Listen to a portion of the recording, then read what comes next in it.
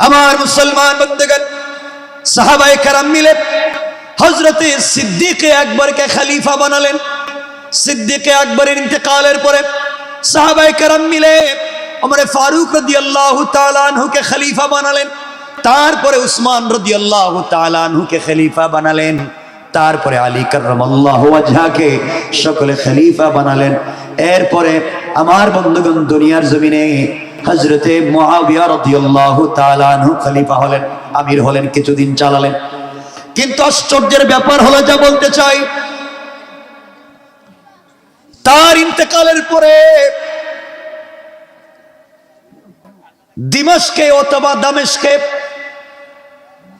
খলিফা হয়ে গেল যাকে আপনারা ভালো করেই চিনেন, হযরতে মুআবিয়া রাদিয়াল্লাহু তাআলা আনহুর ছেলে ইয়াজিদ।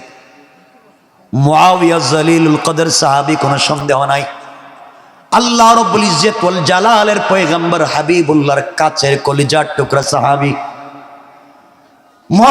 মুআবিয়া রাদিয়াল্লাহু তাআলা আনহুর ছেলে ইয়াজিদ যখন দামেশকের সিংহাসনে বসে গেল, মদিনার মুসলমানদের মধ্যে বিভক্তি তৈরি হয়ে গেল।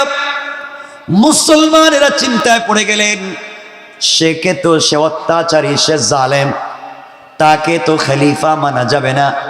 মদিনার মুসলমানেরা হযরতে হুসাইন রাদিয়াল্লাহু তাআলা আনহুর কাছে ছুটে আসলেন।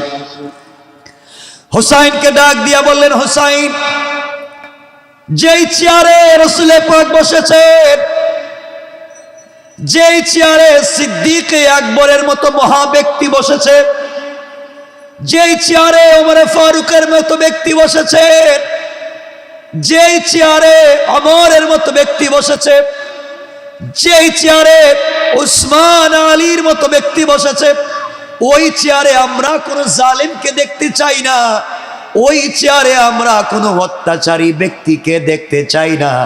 তুমি হাত লম্বা করে দাও, তোমার কাছে আমরা বায়াত নিতে চাই। হযরত হুসাইন রাদিয়াল্লাহু তাআলা আনহু দাঁড়িয়ে গেলেন। তিনিও বলতে লাগলেন, যে চেয়ারে বসে আমার নানা দুনিয়া পরিচালনা করেছে, আমার নানা ইন্তেকালের সময় যে ইসলাম রেখে গিয়েছে, সেই ইসলাম কলঙ্কিত হয়ে যাক, কলুষিত হয়ে যাক, আমি চাই না।